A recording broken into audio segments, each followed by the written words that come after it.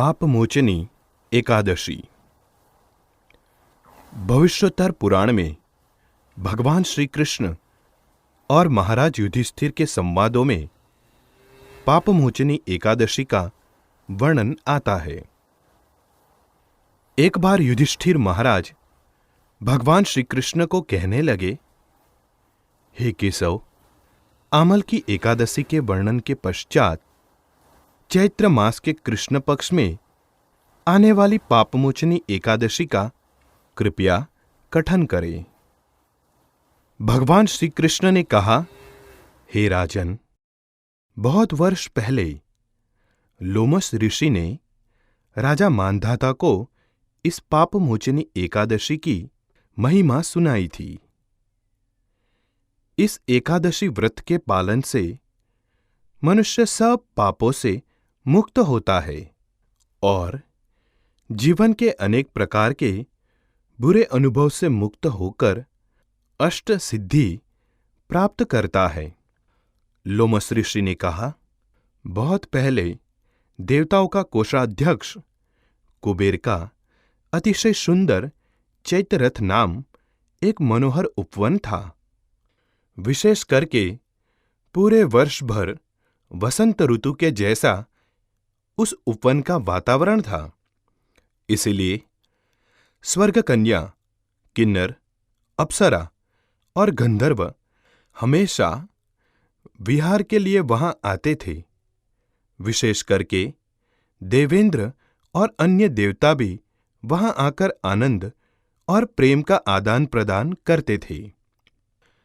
उसी उपवन में शिवजी के परम भक्त मेधावी नामक ऋषि तपस्या करते थे, जिनकी तपस्या अनेक प्रकार से भंग करने का प्रयत्न स्वर्ग की अप्सराएं करती थी। मंजू घोषा अप्सरा ने उनका तपोभंग करने का निश्चय किया। उसने ऋषि के आश्रम के समीप ही कुटिया बांधी और बहुत ही मधुर स्वर में गाना गाने लगी। उसी समय शिवजी का शत्रु कामदेव भी शिव भक्त मेघावी ऋषि को जीतने का प्रयत्न करने लगे। शिवजी ने कामदेव को एक बार भस्म किया था और उसी का प्रतिशोध लेने के लिए कामदेव ने ऋषि के शरीर में प्रवेश किया। शुभ उपवीत धारण किए हुए मेघावी ऋषि च्यवन महर्षि के आश्रम में वास करते थे।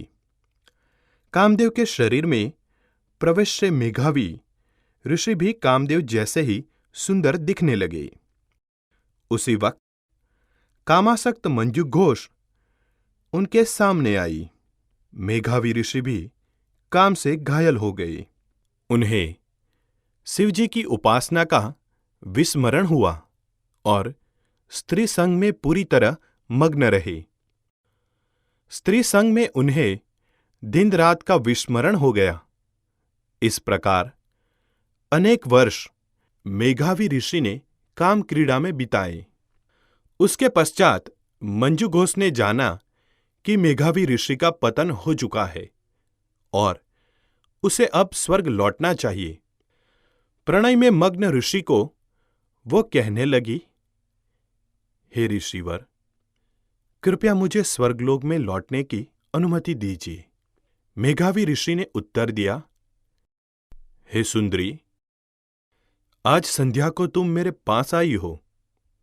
आज रात यहां पर रहकर सुबह तुम लौट जाना। मंजू घोषा इस तरह और कुछ वर्ष वहां रही, जो 57 वर्ष 9 महीने 3 दिन का काल था। परंतु ऋषि के लिए यह काल केवल अर्धरात्रि समान था। पुनः स्वर्ग जाने की अनुमति लेने पर ऋषि ने कहा, हे सुंदरी, अब प्रातः हो रही है। मेरी प्रातः विधि के पश्चात तुम जाना। तभी अप्सरा हंसते हुए कहने लगी, हे ऋषिवर, प्रातः विधि को आपको कितना समय लगेगा? अभी तक आपको तृप्ति नहीं आई? मेरे संग में आपने कितने वर्ष गुजारे हैं? इसलिए कृपया समय का ध्यान करें ये शब्द सुनते ही मेघावी ऋषि ने वर्षों की गणना की और कहा, अरे रे, हे सुंदरी, मैंने अपने जीवन के 57 वर्ष व्यर्थ गवा दिए। तुमने मेरे जीवन और तपस्या इन दोनों का नाश किया। ऋषि की आंखों में आंसू आए और उन्होंने मंजू घोष को शाप दिया, हे दुष्टे, तुम्हें धिक्कार है। तुमने मेरे साथ चुड़ैल जैसा व्यवहार किया है, इसलिए तुम चुड़ैल बनो। ऋषि के शाप मिलने के बाद मंजू घोषा ने कहा, कृपया ये कठोर शाप आप वापस लीजिए। आप बहुत समय हमारे साथ रहे। हे स्वामी, कृपया दया कीजिए। इस पर मेघावी ऋषि कहने लगे, हे देवी, मैं अब क्या करूं?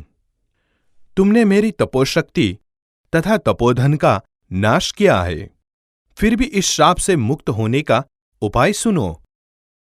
चैत्र मास के कृष्ण पक्ष में जो पापमोचनी एकादशी आती है, उस दिन इस एकादशी व्रत का कठोर पालन करने से इस पिशाच योनि से तुम्हें मुक्ति मिलेगी।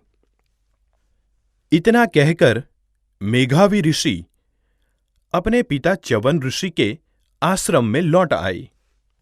अपने पतित पुत्र को देखकर च्यवन ऋषि को बहुत दुख हुआ। वे कहने लगे, हे पुत्र, तुमने ये क्या किया? एक स्त्री के लिए अपनी तपस्या नष्ट की, अपना ही नाश कर लिया। उस पर मेघावी ऋषि ने कहा, मैंने दुर्भाग्य से एक अप्सरा का संग करके बहुत बड़ा पातक किया। कृपा करके इस पाप का योग्य प्रायश्चित बताए। पश्चाताप दग्ध पुत्र के शब्द सुनने के बाद च्यवन महर्षि ने कहा, चैत्र मास के कृष्ण पक्ष की पापमोचनी एकादशी के व्रत पालन से तुम पापामुक्त हो जाओगे। उत्साह और कठोरता से मेघावी ऋषि ने उस व्रत का पालन किया, जिसके प्रभाव से वे सभी पापों से मुक्त हुए। मंजू घोष को भी इस व्रत के पालन करने से अपने पूर्व रूप की प्राप्ति हो गई, जिससे वो स्वर्गलोक चली गई। ये कथा कहने के पश्चात लोमस ऋषि ने मानधाता राजा को कहा, केवल इस व्रत पालन से सभी पाप नष्ट हो जाते हैं। इस एकादशी के महात्म्य पढ़ने से अथवा सुनने से 1000 गाय दान करने का पुण्य प्राप्त होता है।